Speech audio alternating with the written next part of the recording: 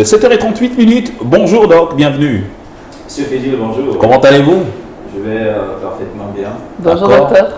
Bonjour Patricia. Bienvenue. Merci. Ça se voit que vous allez bien. On dirait que vous êtes passé le mot. Hein. C'est juste un petit dégradé entre le écoutez, bleu. c'est un peu comme ce qui s'est passé avec Karel Mezacha et vous. Tout à fait, sur le bleu. La petite touche de Votre rouge. bleu, c'est elle qui peut être un peu plus clair, tandis que... Enfin, je crois que ça se rapproche. On dirait que vous êtes passé le mot One Team, One Spirit. Toujours. On est très heureux de vous avoir ce jour et davantage pour parler de l'alicament, c'est-à-dire que pour dire que ce que nous mangeons est en soi un médicament. Voilà. Vous aimez ce mot alicament. Et avec raison, Patricia, avec raison. Bonjour à tous les téléspectateurs. On va regarder une image. On va lire en fait le texte qui est là-dessus. D'accord. C'est probablement une image avec laquelle vous êtes très familier d'ailleurs ces derniers temps. On regarde. On ne va jamais écrire sur ton cercueil, elle avait un ventre plat. Ma chérie, mange. Ah, quelle inspiration. Mais les Camerounais débordent d'imagination. Hein. Il s'agit là, on va dire quoi, d'une inspiration qui vient Seigneur. de l'enfer. Voici encore une de ces phrases qui va faire des milliers de victimes. Oh là là. Heureusement, il reste des personnes éveillées, des personnes conscientes, justement, qui se retrouvent offusquées par ce type de message, particulièrement très relayé sur les réseaux sociaux en ce moment. Je discutais en off avec Collins, qui me dit il y a même pire, c'est la vidéo d'une dame. C'est bon? Il y a, voilà. Oui, c'est la vidéo d'une... oh là là, c'est quand même terrible. Hein? C'est un écrivain anglais qui disait qu'un fait ne cesse pas d'exister parce qu'il est ignoré. Donc, c'est pas parce que vous choisissez de ne pas assumer votre mal, enfin, c'est-à-dire votre surpoids, que cela cesse comment je vais dire, d'être un problème dans votre vie, c'est-à-dire sur le plan esthétique, sur le plan même de votre santé, de la santé de votre organisme en fait. C'est assez terrible, Patricia, assez terrible parce que je dis, une petite chose que j'ai faite aussi entre-temps, c'est à essayer de guetter le profil des personnes qui publient ça. En général, elles n'ont pas de gros ventre.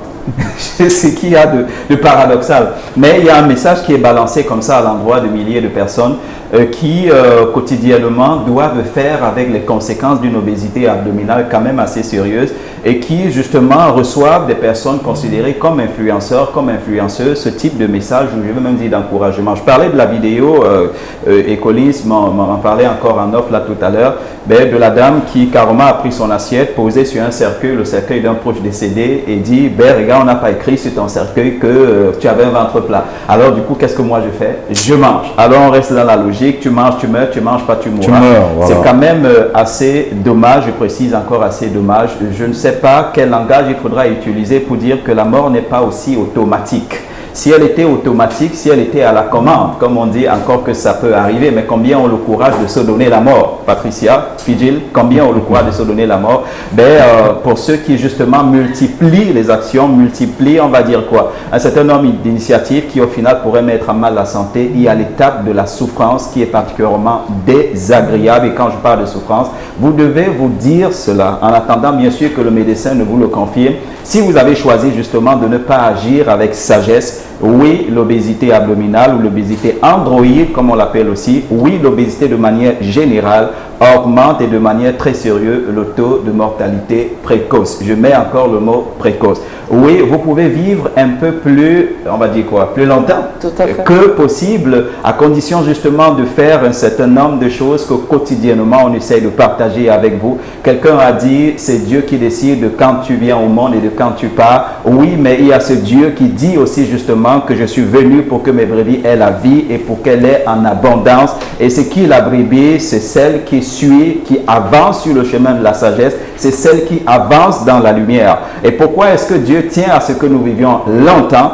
Or, nécessairement parce que nous avons affaire et que pour ce beau monde, on va dire quoi, la précarité, la vie, on va dire quoi, une vie qui ne dure pas longtemps justement n'est pas assez utile pour faire tout ce qu'on aurait souhaité, tout ce qu'on aurait voulu. J'ai un papa qui est décédé à, on va dire quoi, 51 ans. J'aurais souhaité qu'il vive longtemps pour voir ce que je suis devenu, par exemple, pour voir ce que ses autres enfants sont en train de devenir. J'aurais souhaité qu'il vive plus longtemps pour m'éviter les étapes de stress, les étapes de souffrance par lesquelles je suis passé. J'aurais souhaité qu'il vive longtemps tout simplement parce que, tiens, il n'était pas seulement utile à nous autres, je vais dire sa famille, mais utile à de milliers d'autres personnes. personne. Et là, s'il est parti précocement pour ce que je vais appeler, je le dis souvent et je veux le rappeler ici, de simples faits de négligence. Je dis encore, des simples faits de négligence. Oui, mourir, on dit ça arrive à tout le monde un jour. Mais avant de mourir, il faut vivre et surtout bien vivre. Et ce n'est pas possible sans la santé. Oui, si vous me regardez ce matin, si vous m'écoutez ce matin, l'obésité abdominale, et puisqu'il s'agit de ça, quelqu'un dit, ben, on n'écrira pas ça sur ton cercueil. Mais les médecins qui viendront ce jour, ou les proches qui seront là ce jour, sauront à l'intérieur d'eux-mêmes que si tu n'avais pas ce gros ventre, tu aurais vécu encore un peu plus longtemps et tu aurais évité à ces personnes qui se rassemblent ben, des larmes qui coulent, la tristesse justement qui envahit leur cœur. Tu aurais évité à ces personnes, je précise encore, le stress dans lequel ils vont vivre, je précise, pendant, je vais dire, assez longtemps. L'obésité abdominale tue, et je dis, fait des milliers de victimes chaque jour. Je vais te dire comment. Comment? Quand on a un gros ventre, il se passe quelque chose justement au niveau de notre corps, c'est qu'on multiplie à une quantité quand même assez sérieuse, ce qu'on va appeler des substances inflammatoires. En fait, on met notre organisme dans ce qu'on va appeler l'inflammation chronique. Une inflammation chronique qui devient la mère de la plupart des maladies. Et quand je parle de la plupart des maladies, on va essayer de citer quelques-unes. Ben, le premier groupe, c'est ce qu'on appelle les maladies cardiovasculaires. Oui, une inflammation chronique va ouvrir la porte aux maladies cardiovasculaires, des AVC justement qu'ils se multiplient en cascade et arrachent, je précise encore de manière brutale, à la vie ben, des personnes qui nous sont chères. À côté des AVC, il faut rappeler ça, il y a justement les cas les plus connus d'hypertension justement dont souffrent certaines personnes, des cas qui auraient été évités si on avait choisi, je précise encore, c'est un choix de garder son ventre à la même ligne que son nez. Le ventre à la même ligne que son nez, tout simplement. À côté des maladies cardiovasculaires, il y a les maladies respiratoires. Vous avez déjà dormi à côté de quelqu'un qui la nuit arrête de respirer pendant un moment. Oui, si vous avez été témoin de ça, il s'agit justement d'une apnée du sommeil, chose quand même assez compliquée. Parfois, il va falloir toucher la personne pour dire, ben, tiens, réveille-toi parce que ça fait un moment que tu ne respires plus. C'est désagréable. Vous n'avez pas idée des répercussions justement je vais dire quoi, de ce phénomène ben, sur la santé du cerveau, sur la santé du cœur, sur la santé de la personne de manière générale et même sur l'humeur de celle-ci quand elle se réveille finalement le matin. Vous n'avez juste pas idée. Vous n'avez pas idée et toujours pour rester dans les troubles respiratoires, ben, de ce qu'on appelle la dyspnée. Vous voyez quelqu'un qui prend les escaliers, je vais dire 5-6 escaliers, et arrive justement à destination et est obligé de s'asseoir parce que le cœur bat la chamade, parce que la personne est obligée de chercher un peu de souffle justement pour pouvoir tenir. Oui, l'obésité, de manière générale, et particulièrement l'obésité androïde entraîne cela. Ce n'est un plaisir pour personne. On n'écrira pas sur votre cercueil que vous aviez un ventre plat, mais l'apnée du sommeil peut vous conduire à votre mort, à une mort certaine. La dyspnée, je suis en train de le dire encore, peut vous conduire à une mort certaine. Et même, docteur, il y a un écrivain anglais qui disait, en la personne de Aldous Huxley, qui disait que les faits ne cessent pas d'exister parce qu'ils sont ignorés.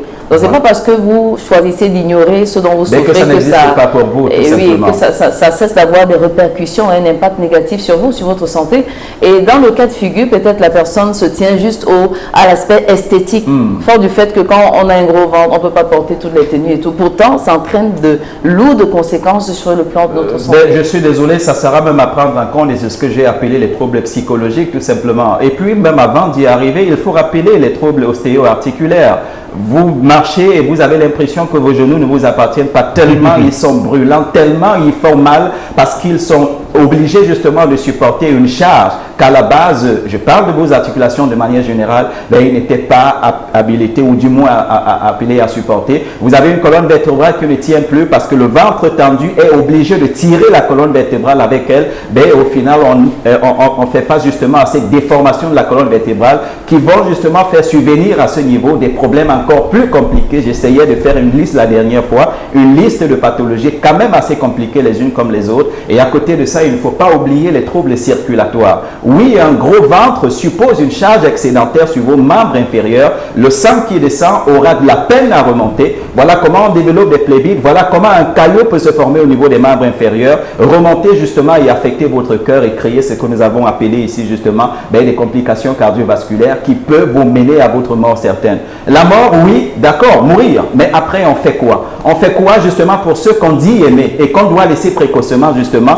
et parfois parfois dans des conditions précaires. Mourir, oui, mais on fait quoi des conséquences avant la mort? Et j'ai cité les maladies qui vont appauvrir certaines familles parce qu'il faut dépenser de toutes ces économies justement sans être sûr de guérir. Parce que le problème avec la maladie, c'est cela justement. Tomber malade, oui, mais combien est-ce qu'on est sûr de guérir? Si justement c'était aussi évident, pourquoi les riches ne sont-ils donc, ou du moins, une partie des riches ne sont-ils donc pas en bonne santé? Pourtant, ils ont tous les moyens, on précise encore, pour justement jouir de cette santé. Donc tomber malade, oui, mais on n'est jamais aussi sûr que ça, qu'on va se remettre. À côté de ça, il ne faut pas oublier aujourd'hui combien d'enfants auraient dû venir au monde, mais ne peuvent pas, simplement parce que votre gros ventre vous a mis dans ce que je vais appeler une hypofertilité, justement, qui explique pourquoi, malgré les multiples efforts que vous fournissez pour concevoir, cela ne se met pas en place. Oui, c'est dommage que la plupart du temps, on n'accuse seulement les femmes.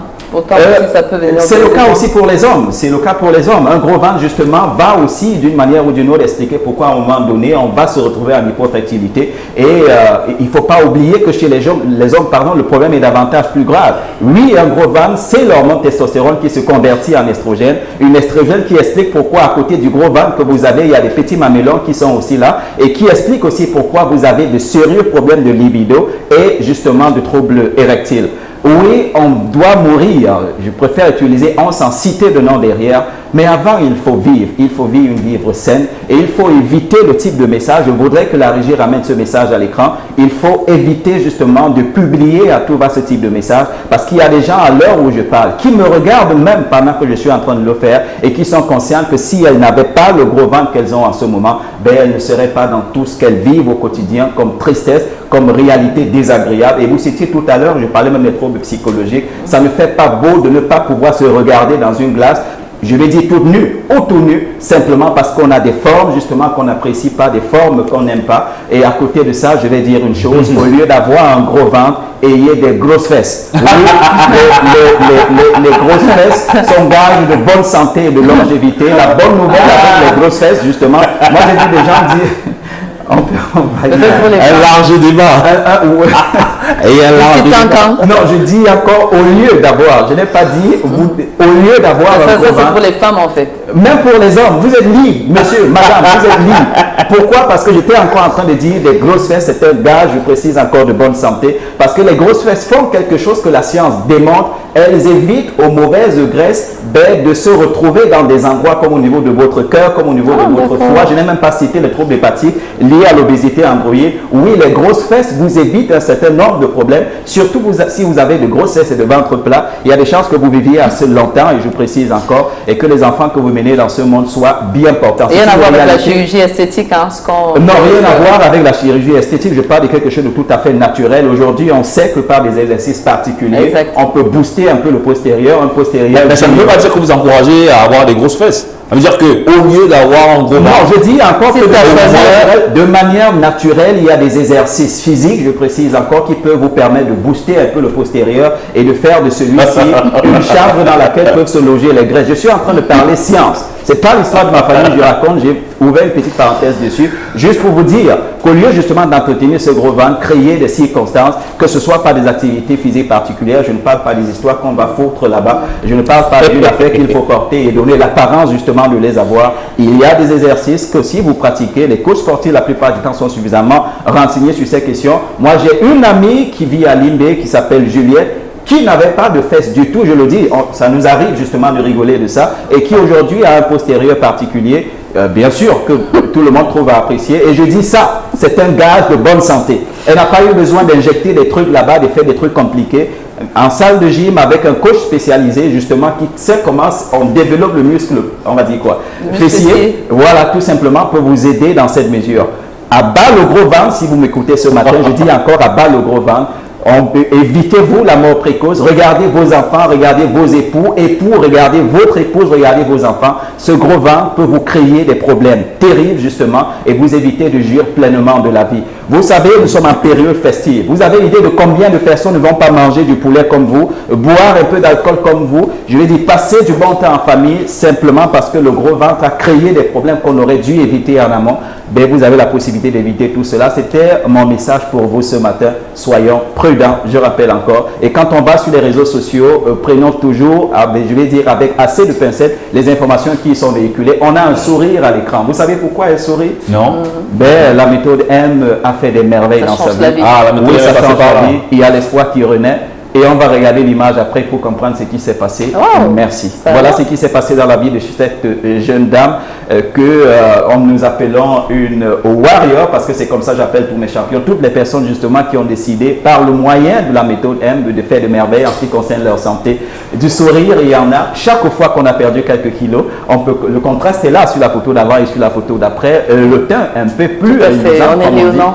Et puis, eh ben voilà, un sourire qui apparaît toujours sur l'image d'après, sur la photo, la deuxième photo, ou du moins la troisième, celle que vous avez à l'écran. Un teint tout à fait rayonnant, un espoir qui renaît aussi. Justement, qui promet d'être là une fois encore le 8 janvier pour continuer ce combat, parce qu'il y en a qui ont décidé de rester dans la méthode M. On ne boude pas la méthode M. Ah oui, comme c'est je disais clair. encore. Voilà une troisième image, celle d'une autre championne que je salue, que je vais d'ailleurs rencontrer tout à l'heure. Ce sera pour moi l'occasion une fois encore de féliciter cet exploit assez particulier. On va passer à une autre, je crois qu'il y a une autre ou une dernière. On passe à celle-là, on parlait de gros ventre tout à l'heure. Ben, un gros ventre qui a disparu, je rappelle encore sur l'image d'après, et on va le confirmer. Je crois qu'il y a une autre image, si je ne me trompe pas, je crois l'avoir donnée. Voilà. Photo d'avant, photo d'après, on a la confirmation justement que la nourriture peut vous déformer. La bonne nouvelle, c'est qu'elle peut vous reformer. Ah Il oui. suffit juste de savoir bien la combiner et nous sommes là pour vous dire comment combiner ces aliments, comment faire de ceux-ci de véritables aliments. Patricia, c'est votre mot phare en ce qui concerne la nutrition. Je vous le prête d'ailleurs. Mais il y a des chances d'y parvenir. Oui, Patricia. Et puis sur la photo, on peut dire hein, que la première photo avec un sourire presque, qu'on ne voit pas. Il est assez Oui, forcé. Hein? Tout à fait. Et même- Sur la première photo, c'est juste c'est-à-dire par conformisme. C'est-à-dire Voilà. que juste Il parce faut que sourire, cette photo. voilà, parce qu'on veut se filmer, mais la deuxième photo, c'est justement parce que on est fier On a quelque de montrer chose à son mettre nouveau en corps avant. et on veut que tout le monde voit parce que Exactement. tellement on a retrouvé son assurance. Et puis c'est tant mieux, c'est grâce à la méthode M, on ne le dira jamais assez, une méthode qu'on vous recommande maintenant, donc M comme maintenant. M comme on va dire la méthode qui marche. Anyway. Exactement. Merci Patricia. Merci, docteur. Merci à vous. Je vais partir. Juste rappeler une fois encore que vous êtes des centaines, bientôt des milliers à vous abonner sur la chaîne YouTube Ma Méthode Santé. C'est tout ce qu'il faut taper sur YouTube, Ma Méthode Santé. Vous vous abonnez parce qu'en l'heure où on se parle, on est en train justement de mettre ensemble, je vais dire plusieurs éléments pour être sûr justement qu'au quotidien vous soyez davantage informé, davantage éclairé sur la place que doit occuper la santé ou du moins la nutrition dans votre vie, question justement de booster votre santé. Mon numéro il était au bas de votre écran à l'instant. N'hésitez pas à me laisser un message sur WhatsApp, question pour moi de continuer de vous dire qu'est-ce qu'on fait déjà pour que vous soyez de l'aventure du 8 janvier parce qu'elle arrive à pas de cours aussi, il faut rappeler, mais aussi et surtout toute autre question relative à votre nutrition sur lesquelles je souhaiterais me prononcer. Merci beaucoup, très bonne journée à tous.